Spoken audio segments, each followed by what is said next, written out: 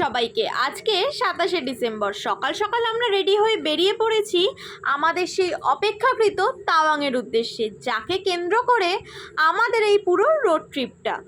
ধিরাং থেকে তাওয়াংয়ের দূরত্ব 139.2 কিলোমিটার মতো।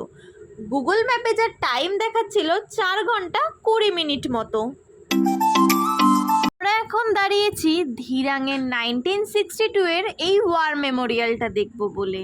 এটার নাম হলো নায়ক মাদুং ওয়ার মেমোরিয়াল।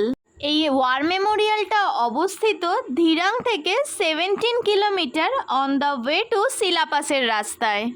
পাহাড়ের এরকম ঠান্ডা ওয়েদারে চারিদিকে এই শান্ত সবুজ পরিবেশে কিন্তু এই রং বেরঙের বুদ্ধিস্ট স্প্রে ফ্ল্যাগগুলো যে উড়ছে, এগুলো কিন্তু এই ওয়ার মেমোরিয়ালের অদ্ভুত একটা সৌন্দর্য বহন করছে। এরকম পরিবেশে কিন্তু আপনাদের মনটাও শান্ত আর স্থির হয়ে উঠবে।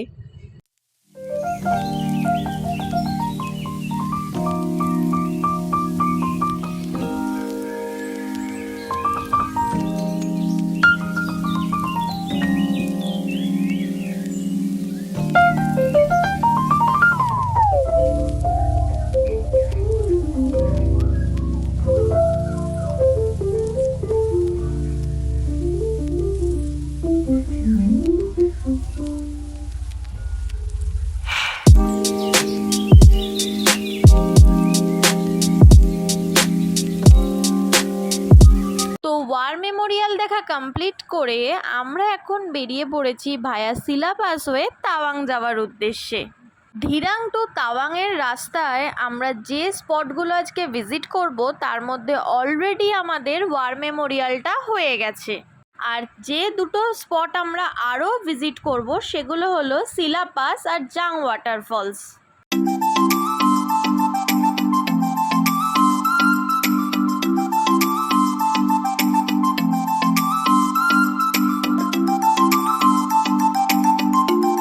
এই যে পরপর সমস্ত গাড়ি লাইন দিয়ে পাহাড়ের বাঁক ধরে ছুটে চলেছে, এরকম দৃশ্য হয়তো পাহাড়েই দেখা যায়। গাড়িগুলো যখন এরকম পরপর লাইন দিয়ে এঁকে বেঁকে যাচ্ছে, কি সুন্দরটাই দেখতে লাগছে, তাই না বলুন? এরকম সুন্দর দৃশ্য বোধহয় পাহাড়েই বেশিরভাগ দেখা যায়। না হলে শহরের মানুষ আমরা যারা গাড়ি চালাই তারা তো সবসময় ব্যস্ত থাকি কতক্ষণে একজন আরেকজনকে ওভারটেক করে আমাদের গন্তব্যে পৌঁছাবো সেই চিন্তায়।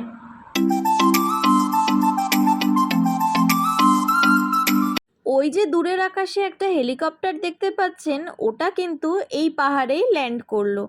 আমরা পাহাড়ের নিচের দিকে আছি বলে এক্স্যাক্ট বুঝতে পারলাম না কোথায় ল্যান্ড করলো। আমরা যখন ওপর দিকে উঠবো তখন হয়তো আমরা বুঝতে পারবো এক্স্যাক্টলি কোথায় ল্যান্ড করলো।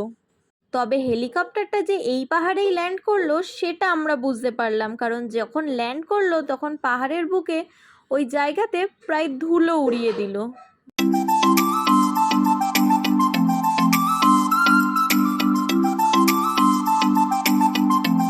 পাহাড়ের নিচে আমরা যে হেলিকপ্টারটা দেখলাম, আমাদের মনে হয় সেনাবাহিনীর এই ক্যাম্পেই ওই হেলিকপ্টারটা ল্যান্ড করেছে। তবে আমরা পাহাড়ের উপরে উঠেও সেটা বুঝতে পারলাম না যে এক্স্যাক্টলি কোথায় ল্যান্ড করেছে। তবে আমাদের মনে হয় এই ক্যাম্পেই কোথাও ল্যান্ড করেছে। ক্যাম্পের ভেতরে হয়তো কোনো হেলিপ্যাডের জায়গা আছে।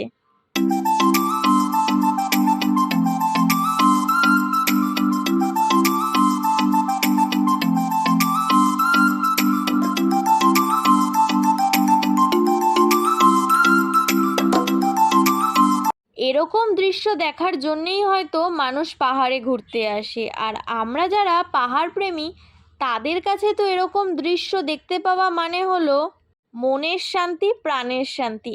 এক কথায় যেন সেটা আমরা মুখে প্রকাশ করে বোঝাতে পারি না যে এরকম দৃশ্য দেখে মানুষ কতটা শান্তি পেতে পারে। জীবনের হাজারটা টেনশন, হাজার রকমের ডিপ্রেশন, কষ্ট, রাগ, অভিমান, দুঃখ সব কিছুই হয়তো সত্যিই পাহাড় ভুলিয়ে দিতে পারে। আর এরকম দৃশ্যই হয়তো সত্যিই আমাদের সমস্ত কিছু নির্মূল করে দিতে পারে। আর সেই জন্যেই হয়তো পাহাড় প্রেমীরা বারবার পাহাড়ে ছুটে আসে।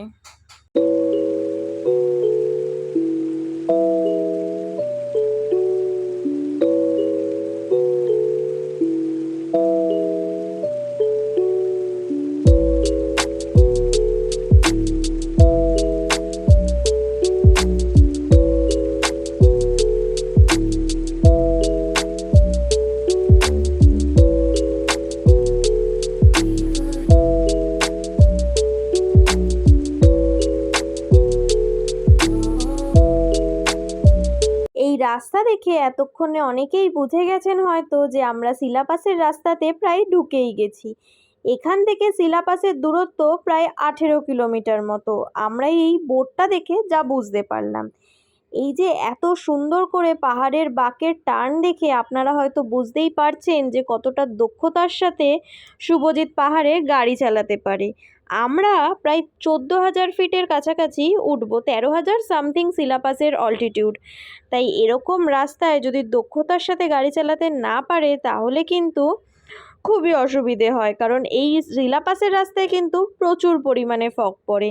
আর আশা করি আপনারা গাড়ি চালানো দেখে বুঝতেই পারছেন যে কত ভালোভাবে, কত অভিজ্ঞতার সাথে শুভজিৎ এরকম সুন্দর করে গাড়ি চালাতে পারে পাহাড়ের বুকে।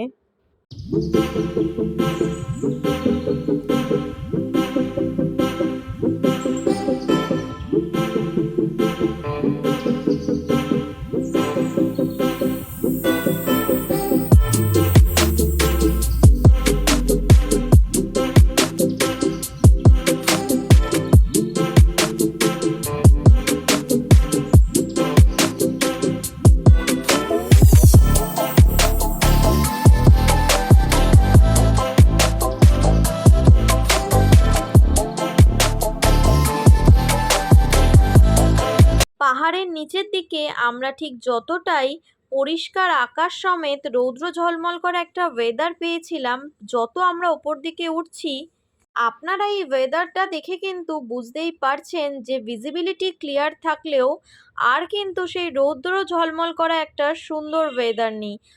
এটাই তো পাহাড়ের নিয়ম, কখনো রৌদ্র ঝলমল করা আকাশ, আবার কখনো মেঘে পুরো ঢাকা পড়ে যাওয়া আকাশ। এই জন্যেই কোনো পাশ থেকে যদি আপনাদের অতিক্রম করতে হয় কোনো রাস্তা, তাহলে অবশ্যই সেটা যত সকাল সকাল সম্ভব তত সকাল সকাল পাস করে যাওয়াই খুব ভালো হয়।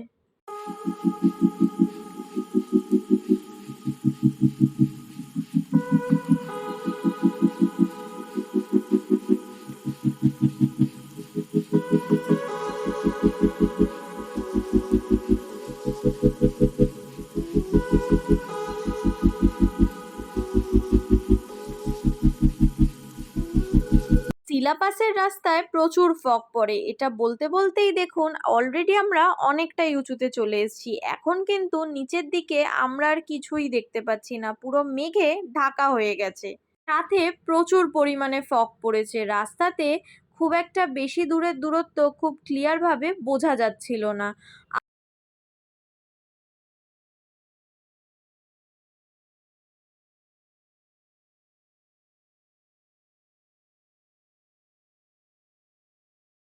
এই যে রাস্তাগুলো দিয়ে আমরা এখন যাচ্ছি, অর্থাৎ ডিসেম্বর মাসে কিন্তু রাস্তায় সেরকম খুব একটা বরফ নেই, অল্প সাইডে কিছু কিছু জায়গায় বরফ আছে। তবে এটাই যদি আপনারা মিডিল অফ জানুয়ারির পরে যান তাহলে কিন্তু এই সমস্ত রাস্তা পুরো সাদা বরফের চাদরে মোড়া থাকে, কারণ ডিসেম্বর মাস কিন্তু অরুণাচলের জন্যে গরমকাল, আর জানুয়ারি মাসের পর থেকে কিন্তু অরুণাচল প্রদেশে অ্যাকচুয়ালি শীতকাল শুরু হয়। তাই তখন কিন্তু পুরো বরফের সাদা চাদরে তাওয়াং পুরো ঢাকা থাকে। সিলাপাসে কিন্তু প্রচণ্ড ঠান্ডা, আমরা প্রায় মাইনাসের কাছাকাছি ঠান্ডা পেয়েছিলাম, আর সাথে সেরকম ঠান্ডা হাওয়া কনকনে। তাই অবশ্যই সবাই কিন্তু প্রপার প্রোটেকশন নিয়ে তবেই সিলাপাসে আসবেন। আর কারোর যদি ব্রিদিং প্রবলেমের কোনো সমস্যা থাকে, যেহেতু আমরা 13,000 ফিট অল্টিটিউডে উঠছি, তাই নিজের সাথে কর্পূরটা রাখতেই পারেন। আর তার ছাড়াও যদি খুব বাড়াবাড়ির কোনো ব্যাপার থাকে তাহলে অবশ্যই সাথে তারা ডাইমক্স রাখতে পারেন, তবে ডাইমক্সটা কিন্তু 2-3 দিন আগে থাকতেই খেতে হবে। আর সাথে প্রচুর পরিমাণে জল খাবেন, যাতে কোনো রকমের কোনো ডিহাইড্রেশনের কোনো সমস্যা না হয়।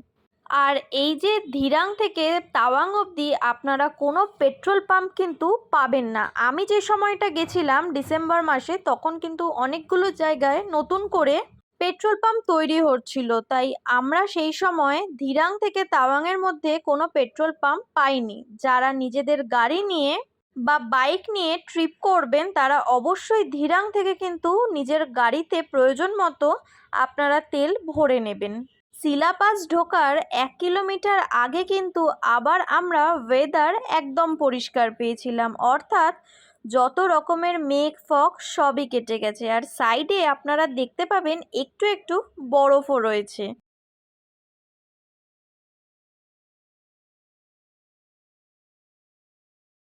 দেখতে দেখতে আমরা আমাদের সেই অপেক্ষাকৃত তাওয়াংয়ের স্বর্গদুয়ারে এসে হাজির।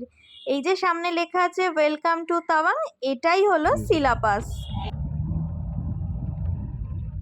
বাঁ দিকে ঢুকে যাওয়ার পরে বলো, যেখানে ইচ্ছা করো ডান দিকে করতে পারিস। ডান দিকে যাবো তো আমরা? হ্যাঁ, এই তো লেক পুরো বরফ। চল সামনে যাবো, সামনে যাবো। এই তো এখানে দাঁড়াই না, আরে সামনে যাবো, অতটা গেটের সামনে ছবিটা তুললো। আর আরেকটু এখানে দাঁড়াই না, এই সিলাপাস ক্রস করেই আমরা চলে যাব তাওয়াংয়ের উদ্দেশ্যে। ওই যে দূরে লেখা রয়েছে আই লাভ সিলাপাস, আমরা এখন দাঁড়িয়ে আছি সিলাপাসে। চিরাং টু তাওয়াংয়ের ব্লগে আমি সিলাপাস অবধি আমার এই ব্লগটা রাখলাম, তার কারণ পুরো তাওয়াং অবধি যদি ব্লগটা করতে যাই তাহলে প্রায় 30 মিনিটের মতো বড় ব্লগ হয়ে যাচ্ছে, সেই জন্যেই সিলাপাস অবধি রাখলাম। সিলাপাস থেকে তাওয়াং অবধি সেকেন্ড পার্ট নিয়ে আসবো। ততক্ষণের জন্য টাটা, বাই বাই। আমার ব্লগটা যদি কোথাও ভালো লেগে থাকে তাহলে অবশ্যই লাইক, কমেন্ট আর আমার চ্যানেলটা সাবস্ক্রাইব করে দেবেন। ততক্ষণের জন্য থ্যাংক ইউ। দেখা হবে সিলাপাস থেকে তাওয়াংয়ের পরের পার্টে।